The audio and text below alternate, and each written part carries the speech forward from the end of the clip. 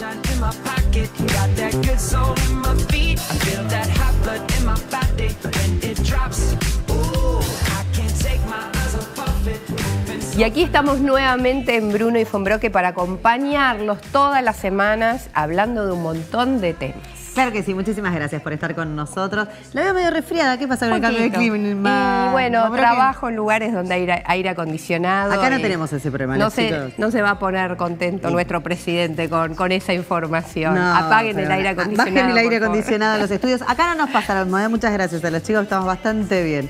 Bueno, hoy tenemos un programa, la verdad que lleno de información, de cosas lindas, que nos encanta poder compartirlo con ustedes, al igual que nuestras vías de comunicación. Recordemos que en Twitter somos @BrunoBonbroque y nuestro mail es somosbrunobonbroque@gmail.com. Lo vamos a tener acá anotadito, así que cualquier cosa que se quieran comunicar con nosotros lo pueden hacer de esta manera. ¿Comenzamos? Sí, expresarse, dudas, comentarios, lo que tengan ganas. Claro que sí, y ahora vamos a comenzar el programa hablando ni más ni menos que de economía y le damos la bienvenida a Silvina Bataki. Silvina, muchísimas gracias. No, por favor, un placer. Ex ministra de Economía bonaerense. ¿Quién más indicada que vos en este momento tan complicado de la Argentina? En el cual, bueno, no hay nadie que deje de hablar de lo que está pasando, de cómo suben los precios, de los impuestos, de la inflación, de los números y hacia dónde vamos, y cada vez hay una mirada quizás un poco más crítica a las medidas que va tomando el gobierno, y el gobierno dice que las toma porque antes no hubo una buena administración. ¿Esto es así, Silvina? Bueno, en principio, lamentablemente, hablamos en Argentina de economía siempre. No es algo novedoso que los argentinos estemos hablando de economía. Por ahí se diluye un poco el tema de economía cuando hay un mundial de fútbol, entonces todos los argentinos somos directores técnicos. Pero si no, fuera de eso, la verdad que en Argentina los argentinos estamos siempre muy informados respecto de la economía. En los países más desarrollados del mundo es raro que se conozca quién es el ministro de Economía. La verdad que ojalá pudiésemos transitar un camino hacia eso. Yo creo que Argentina necesita tener un desarrollo que tenga equidad territorial, que sea sustentable, que logremos igualdad de oportunidades para tener una distribución del ingreso equitativa, que tengamos igualdad de género, como sucede en esos países desarrollados, y para eso uno tiene que tomar políticas activas y tiene que construir sobre la base de lo que construyó el anterior. La verdad que cuando Argentina retoma un camino de desarrollo y de crecimiento en el año 2003, la verdad que la herencia sí era terrible. Ustedes recuerden cómo se vivieron los años desde 1998 hasta 2001, en donde se produce una crisis de una magnitud impresionante para lo que había sido la economía argentina, y luego de eso se empieza a construir, empieza a mejorar la igualdad de los ingresos entre las personas en Argentina. Argentina empieza a retomar y empieza a tener industrias. La provincia de Buenos Aires, de hecho, prácticamente duplica sus parques industriales y su producción industrial. Y en esos sectores es donde uno genera puestos de trabajo de calidad, puestos de trabajo estable. Pero ¿por qué siempre esto, no? O sea, nos vamos criando todos con altas y bajas. Nos va un par de años bien, un par de años mal. Decimos, bueno, en algún momento va a mejorar, tenemos la esperanza. Cuando mejora, volvemos a caer como país. Sí. ¿Qué pasa para que los gobernantes que van de turno no puedan mantener lo bueno que tal vez ya hizo alguno? Lamentablemente creo que nos falta madurez política para entender también que en Argentina hay dos proyectos nacionales que son antagónicos entre sí. Hay un proyecto nacional que es el que cree que solamente con la producción agropecuaria podemos salir adelante. La verdad que el campo genera puestos de trabajo, pero genera puestos de trabajo marginales que no alcanzan para dar una oferta laboral para quienes demandan incorporarse en el mercado laboral. La demografía argentina crece muy poquitito, al 1% anual, no crecemos tanto poblacionalmente, y el campo solo no alcanza para generar puestos de trabajo. Hay un proyecto nacional que está en contraposición con otro que cree que con el campo alcanza, y la verdad que esto en Argentina nunca sucedió. Cuando más puestos de trabajo de calidad se generaron es porque uno pensó en una industria y pensó en servicios agropecuarios y en servicios industriales también, claro, nunca dejando de lado el campo, por supuesto. ¿Qué hace ahora la gente que sabe que le va a llegar su factura de gas, ahora que bueno, ya estamos comenzando con los primeros fríos y se empiezan a ver los primeros aumentos que son fuertes. Sí, el 1 de abril empieza a regir un nuevo tarifario que anuncia el ministro de Energía con un incremento entre el 28 y el 40%, que se suma al incremento que había sido dado en diciembre y va a tener uno nuevo, claro, en octubre, noviembre. También se anuncia que va a haber un plan de cuotas para poder pagar, entonces desde el gobierno se sabe que efectivamente... Están llegando las cuotas, ¿eh? Sí, por eso. Porque a algunas casas les está llegando, departamentos, casas, digo, ¿no? Como lugar de vivienda, les está llegando enero, una segunda cuota de lo que ya se pagó en enero. Sí, ¿no? pero ahora empieza un plan de cuotas. Digo, ya cuando uno plantea hacer un plan de cuotas para pagar la energía que nosotros consumimos en nuestras casas, lo que se está viendo es que efectivamente la gente no le alcanza por poder pagarlo. Entonces, la verdad que es un despropósito. Respecto de la energía, uno lo que tiene que saber es que cuando uno abre la hornalla en nuestra casa, prendemos para calentar el agua, lo que fuese, detrás de ese servicio hay una cadena que tiene varios eslabones. El eslabón original, si se quiere, es los recursos naturales que tiene nuestro país.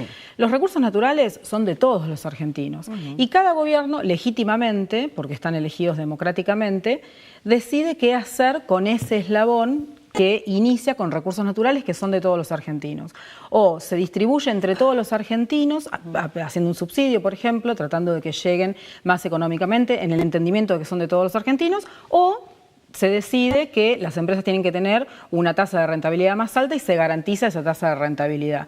Son decisiones que se toman y se toman legítimamente. No es que hay una opción solamente en economía. Digo, ustedes en este momento tenían la opción de entrevistar a una persona o a otra y deciden. En todas las profesiones pasa lo mismo. Claro, siempre pero hay opciones. había en algún momento una desigualdad, y sigue todavía a mi entender pasando, que lugares enormes de vivienda de 500, 600 metros cubiertos pagan realmente casi tarifas que un departamento de 2 ambientes. Eso tampoco es justo que suceda, por supuesto. y eso de alguna manera hay que revertirlo. Bueno, los clubes por sociales, supuesto, que por les venían tarifas de clubes sociales de barrio que tienen un trabajo increíble. Cosas para corregir hay siempre, digo, ¿no? Eso es indiscutible, pero por ejemplo ahora, en este tarifario nuevo que se anunció, que anunció el ministro de Energía, los mayores aumentos van a venir a las poblaciones que menos consumen gas. Entonces como que empieza de nuevo a haber otra desigualdad.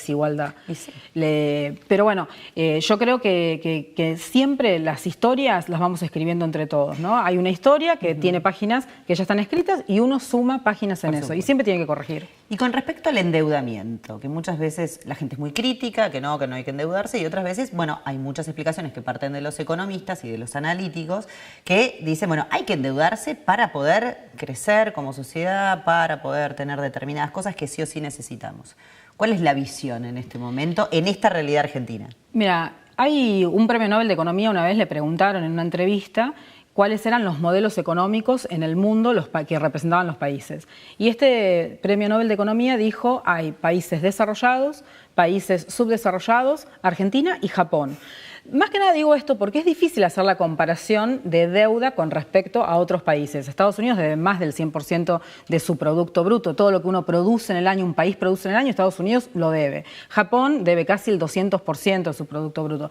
Digo, es muy difícil hacer esa comparación con Argentina porque es cierto que Argentina es algo especial y ya lo decía irónicamente, si se quiere, este premio Nobel. Argentina deja un endeudamiento en el año 2003 que medido con toda esa producción anual era del 35%. Todo lo que debíamos era el 35% de lo que producíamos. Y hoy por hoy, en estos 2 años, ya se ha incrementado al 51%. Cuando uno se endeuda, lo importante es que la deuda se utilice para engrandecer el espacio productivo. Entonces, si vos te endeudás porque en tu casa estás embarazada y necesitas sacar un crédito hipotecario, bienvenido. Ahora si te endeudás para ponerle nafta al auto, para ir al cine, la verdad que empieza a complicarse la situación. Lo que yo no veo, por lo menos hoy, es que este endeudamiento vertiginoso que tuvo Argentina y que ya fue alertado también por medios especializados internacionales, es que este endeudamiento haya sido para engrandecer el espacio productivo de Argentina, porque no estamos generando puestos de trabajo ni encadenamientos productivos nuevos. Y Silvina, ¿cómo se ve desde un ministro de Economía como fuiste vos, siendo mujer Y a veces me da la sensación como que los ministros no explican mucho a la gente, ¿no? Porque cuando los escuchamos a todos tienen todas las cuestiones técnicas y vos escuchás y decís, ah, está bueno lo que dice. Pero cuando lo ponen en la práctica y en la vida cotidiana nos parece qué horror lo que estamos viviendo. ¿Por qué pasa eso? Mira, uno tiene muchos sueños. Digo, yo cuando estudié economía, para mí la economía es la ciencia que intenta hacer que la riqueza que genera un país sea cada vez mayor. Claro. Y la otra pregunta, el otro gran interrogante de la economía es cómo se distribuye esa riqueza, ¿no? Entonces, en esas dos preguntas uno tiene que encontrar todos los elementos que te enseña la facultad para poder hacerlo. Desde mi punto de vista, hay economistas, por supuesto, que se dedican al sector privado y lo que quieren hacer es maximizar ganancias. Entonces, cuando yo llego al Ministerio de Economía, primero fui la primera ministra de Economía mujer de la provincia. Primero no sentí que fuese eso una dificultad y después sí fui notando, si se quiere, que es cierto que es más difícil, los gabinetes son generalmente muy masculinos. ¿En qué cosas puntuales te sentiste en algún momento quizás diferente al resto o que hacían por ahí, que ellos tenían una mirada diferente con vos? Bueno, diferente. Una vez, por ejemplo, recibo un llamado telefónico en donde me estaban pidiendo que hiciera una ampliación presupuestaria y era un hombre que lo estaba pidiendo. Esta es positiva igual lo que voy a contar, sí. Pero cuando le dije que no, se escuchó del otro lado del teléfono un suspiro y dicen, bueno, Silvina, a vos no te puedo putear, al ministro anterior sí, claro, pero vos, ¿qué vas a hacer? Así que como bueno, que esa es buena, es positiva, ahí. Tal cual, pero es difícil, digo, cuando uno se sienta con distintos gremios, con distintos sectores económicos que también son muy machistas, sí. La verdad que a veces las discusiones son más ásperas, son mucho más difíciles y uno tiene que saber llevarla y hasta a veces pensarlo antes, creo yo, que eso es bueno. Pensarlo antes, respirar y bueno, acá vamos. Las paritarias son muy difíciles en la provincia de Buenos Aires. Yo recibí un ladrillazo en el medio de una paritaria, fue una situación muy violenta. Cuando hicimos un revalúo que fue histórico, nunca se había hecho un revalúo rural en la provincia de Buenos Aires porque nadie se atreve a que el sector del campo pague impuestos y nosotros lo hicimos. La mesa de enlace estuvo un mes acampando enfrente de la legislatura de la provincia de Buenos Aires con un Biolcati subido a las columnas y la verdad que también fue toda una situación compleja. ¿Y cómo tomaste cuando María Eugenia Vidal, nuestra actual gobernadora, dijo que le habían dejado la provincia quebrada? La verdad, creo que fue inteligente de parte del gobierno provincial en instalar algo que era una gran mentira, pero también creo que ellos tenían un desconocimiento total de lo que era la provincia de Buenos Aires. Yo tuve un mes de transición con el ministro que actualmente está en funciones, la verdad que fue una transición muy buena, muy cordial entre los dos, y creo que él siempre se asombró de los números de la provincia de Buenos Aires. La provincia de Buenos Aires es muy grande, es el 40% del territorio del país, de la población del país, es el 55% de la industria nacional, pero también es mucho más grande que cualquier país europeo. Claro. Qué bueno lo que estás diciendo, que pudieron hacer una transición y trabajar en conjunto. Fue no se dio con los presidentes. No, y hubo algunos que hasta se llevaban el aire acondicionado, no le dejaban las lapiceras. Está bueno mostrar que hay. Fue muy cordial y de hecho yo habilité una oficina para que el ministro y sus asesores o quien él dispusiese estuviese ese mes transitándolo conmigo para que viese lo que está sucediendo, pero sí creo que había un gran desconocimiento. Entonces el susto de ver los números de la provincia de Buenos Aires y esta cosa de que la provincia de Buenos Aires va recaudando mes a mes, vos vas viendo que la cuenta va aumentando y cuando llega el día de empezar a pagar los sueldos, la cuenta cae estrepitosamente y en eso se asustaron. Cuando ellos dijeron en un momento, no nos dejaron un peso en la cuenta, la verdad que la provincia de Buenos Aires tiene 4.000 cuentas, no hay una sola cuenta. Claro. Ustedes se darán cuenta la magnitud de esto y las cuentas que tiene la provincia de Buenos Aires se manejan como si fuera una cuenta corriente de cada uno de nosotros, pero unificado. ¿Qué población tiene hoy la provincia? 16 millones de habitantes tiene la provincia de Buenos Aires, tiene 300.000 docentes aproximadamente. Es la provincia que menor empleados públicos per cápita tiene respecto de todo el resto de las provincias y es un indicador que es más bajo que los indicadores europeos, por ejemplo. Recién hablabas de las paritarias y muchas veces uno se pregunta por qué, en el caso de los docentes, ¿no?, que es por ahí donde nos toca más de frente, ¿por qué las paritarias se realizan tan tarde, ¿no?, tan sobre la fecha de inicio de clases y hemos tenido años que fue muy difícil llegar a un acuerdo? Sí, yo creo que es como una cosa histórica porque además también la forma de presionar de los docentes docentes es que se inicia ahí. Nosotros el año 2014, si no recuerdo mal, iniciamos la paritaria en octubre y terminamos en diciembre. Y después, con el inicio de la gestión nueva, no se retomó esa trayectoria que nosotros habíamos hecho y volvió a hacerse en febrero, y el año pasado creo que se había intentado hacer en noviembre y creo que se hizo. Pero sí, siempre las paritarias son muy complejas, y también es entendible que los gremios busquen el mejor momento para presionar, porque tienen que presionar para que sus defendidos ganen más de lo que están ganando. Pero en el medio están muchas veces los chicos que quedan rehenes de querer empezar el colegio y la escuela y no se puede, ¿no? No, eso coincido totalmente. Por culpa de los adultos que no se ponen de acuerdo, y tampoco es un ejemplo. No, coincido para totalmente. ellos, ¿no? Lo que digo es que es el elemento por ahí que define cuándo se hace la paritaria, lamentablemente. Sí, cuándo es el momento de tener algo para hacer presión. Seguro. Y lo que te preguntaba antes de por qué los ministros hablan de técnica de una manera increíble. Son todos catedráticos, obviamente docentes, y a la hora de explicar los números lo hacen muy bien, pero en la realidad, cuando lo vemos, los ciudadanos no lo sentimos, ¿no? Mira, yo cuando asumí me había propuesto distintos objetivos, ¿no? Objetivos personales, políticos y profesionales. Y después uno en la práctica ve que no podés cumplir todos los objetivos, lamentablemente. Por eso yo he empezado diciendo esto de cuando uno estudia, tiene muchas ilusiones, cuando llegas a ese lugar decís, bueno, voy a hacer todo lo que soñé, preparás proyectos, y después hay posiciones de fuerza encontrada y te das cuenta que en algunas uno puede avanzar y en otras no. Entonces uno por ahí no puede aplicar todo lo que le hubiera gustado. Y también el mundo va cambiando, el mundo es globalizado, el mundo nos afecta. Nosotros no es que no estábamos en el mundo, Argentina siempre estuvo en el mundo, pero la conectividad que hoy tenemos hace que nos afecte cada vez más rápido lo que sucede en otras partes del mundo. Y eso también condiciona... ¿Argentina es un país difícil para hacer política? Creo que debe ser más o menos igual en todas partes. Para las mujeres es más difícil, porque de vuelta volvemos a lo mismo, en general es muy machista, pero creo que es un logro importantísimo lo de Argentina, el tener la paridad de género en la ley a nivel nacional, a nivel provincial, provincia de Buenos Aires también, y varias provincias también lo tienen, y ahora en los partidos también se está instaurando que en realidad las mujeres tienen que ser parte de las decisiones políticas. Y eso es un aprendizaje que nos tenemos que dar todas las mujeres, porque no es, para los hombres por ahí es más común estar sentados a las 11 de la noche hablando de política o dando un discurso arengando a la gente. A nosotros nos cuesta más, y es un ejercicio que tenemos que transitar y que tenemos que hacerlo rápido también, porque hay un montón de estimaciones a nivel mundial que dice que la igualdad de género se va a lograr recién dentro de 100 años o 70 años, dependiendo del país.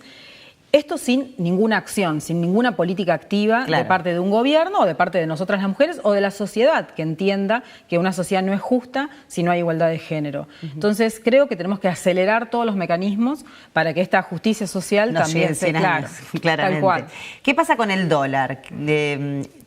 Yo creo que los argentinos ya no estamos tan pendientes del dólar, pero cada 2 por 3 nos manda un par de centavitos que se nos dispara y todos decimos, bueno, ¿qué hacemos?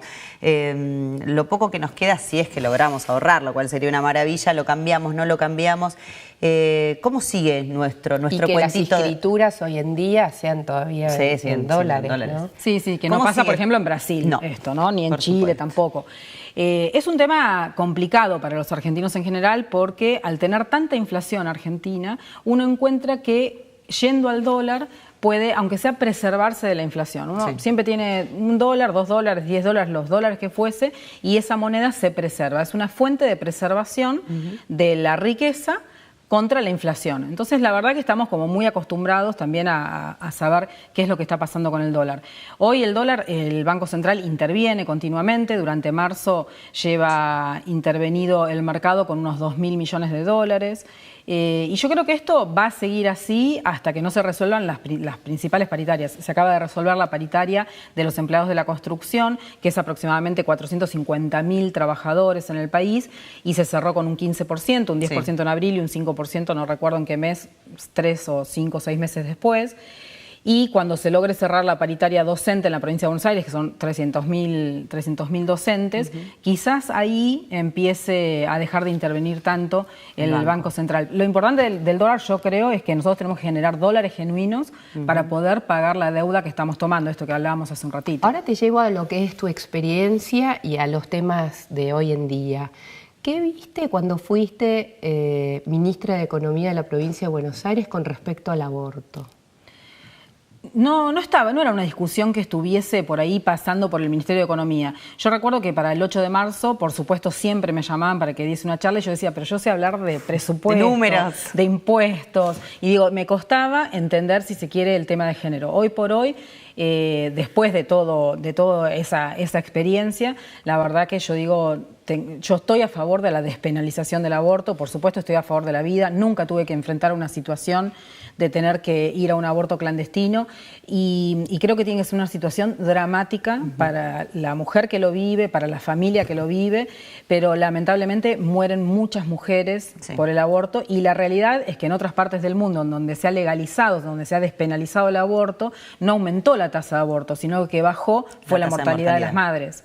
Entonces, en ese sentido, yo por supuesto estoy a favor de la despenalización. Bien. Y vamos a hablar un poquito de los créditos hipotecarios, los créditos UBA. Hay muchas veces que nos pasa que vas al banco y decís, sí, quiero sacar un crédito. Y entre la cantidad de requisitos y la explicación de las tasas, se hace complicado. En alguna primera instancia, cuando se hizo público los créditos UBA, había algo que decías, bueno, claramente te convenía. ¿Sigue siendo conveniente el crédito UBA?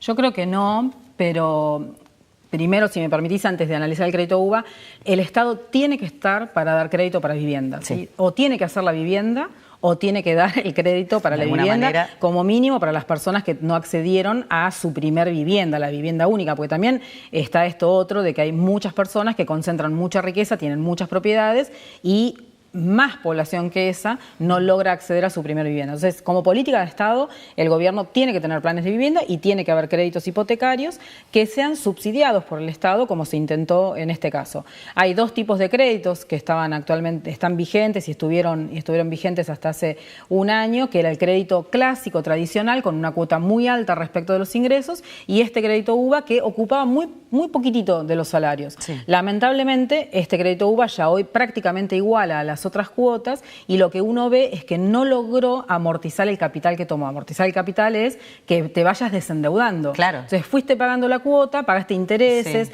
pagaste la inflación, pero no lograste desendeudarte. Esto creo que va a ser un problema a futuro para Argentina y tiene algo que ver también, o uno por ahí vislumbra que podría llegar a suceder lo que pasó en España con los créditos hipotecarios y esperemos que no llegue a ser el caso de la burbuja inmobiliaria en Estados Unidos. Ojalá. Sí, y sobre todo cuando parejas jóvenes tratan de comprar su primer vivienda y esa inflación, ¿no? Que empiezan ellos a decir, bueno, vamos a necesitar tanta plata y cuando logran tener todos los papeles a los 4 meses, 5 meses, ya el monto es otra cosa y les quedó realmente 100.000 pesos, 150.000 pesos en el aire que hay que volver a juntar, ¿no? Sí. Lamentablemente cada vez que hay una devaluación muy fuerte, uno queda totalmente como descalzado del crédito que tomó o del crédito que había acordado la semana anterior. Y ya necesitas más plata todavía. Es un tema, el tema de la inflación en Argentina es un tema muy difícil de resolver. Yo creo que o fue un error de diagnóstico o muy demagogo decir en campaña que era algo simple que se iba a resolver en pocos días. Lo dicen todos, ¿no? No. Pero en general, uno en campaña se escucha. No, yo en campaña no lo dije nunca, Menos mal. Por lo menos resistís un archivo. Argentina, Argentina tiene un problema estructural en materia de inflación. Hay muy pocos países en el mundo que tienen tasas de inflación similares a las nuestras. Eso no quiere decir que no haya habido episodios en la historia de otros países, como por ejemplo Alemania.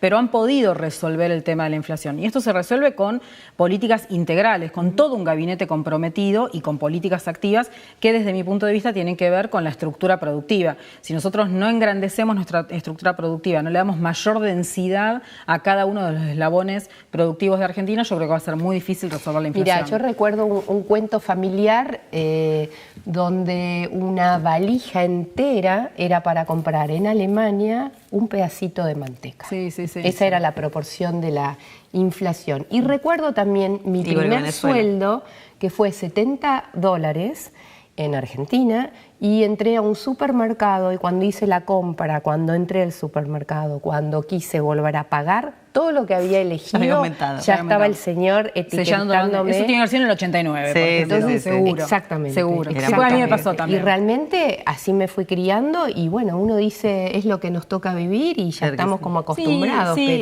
pero la verdad que estamos mal acostumbrados. Sí. La experiencia es mala. La experiencia es muy mala porque uno no puede planificar. Uno termina viviendo, por supuesto, pero no puedes planificar A largo plazo. a largo plazo ni tu vida personal ni tampoco las inversiones. ¿Cómo le decís a un inversor alemán que venga y que invierta si no sabe a cuánto va a vender, cuánto tiene que pagar los salarios? La verdad Muy que difícil es muy atraer difícil. capitales. Es como si estuvieses en un helicóptero lleno de neblina y mirás para abajo y no ves nada. Sin embargo, en la visita de Christine Lagarde hizo un análisis bastante positivo de estos últimos 2 años. Sí, a ver, insisto con este premio Nobel que decía esto de hay 4 modelos y Sí. uno era Argentina, ¿no?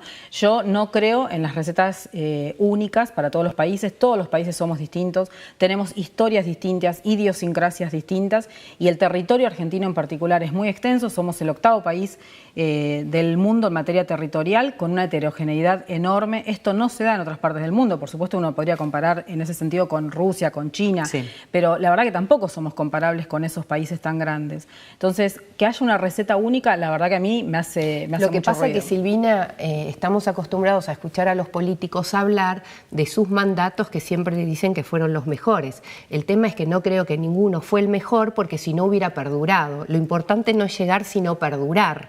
O sea, que lo que vos lograste en tu mandato pueda continuar a través de los años con otras gestiones, y eso nunca lo logramos. No, bueno, pero en la provincia de Buenos Aires, por ejemplo, que yo les contaba que hicimos este revalúo, Este que fue tan traspaso, conflictivo, la verdad que el revalúo sigue estando en la provincia de Buenos Aires, quizás haya habido alguien que analizó si lo podía sacar o no, y el revalúo sigue estando. O sea que vos decís que las cosas buenas que, se pusieron dentro, por ejemplo, en la provincia de Buenos Aires, el actual gobierno, los que manejan la parte económica, lo bueno que ustedes tuvieron lo siguieron respetando. Sí, yo creo que sí. Eso El impuesto a la bueno. herencia es un impuesto, cuando estuvo Sí. acá un economista francés, Piketty, que es muy conocido, él destacó que la provincia de Buenos Aires había puesto, por ejemplo, el impuesto a la herencia, que es un impuesto que está en todas partes del mundo porque uno no solamente quiere hacer distribución del ingreso, Sí. sino que a más largo plazo que la distribución del ingreso también se quiere hacer distribución de la riqueza. Claro. Entonces, el impuesto a la herencia, por ejemplo, en la provincia de Buenos Aires se implementó y hoy sigue vigente. Digo temas que por ahí eran de mi cartera, Claro, por pero de otras carteras también. Y después hay improntas. Y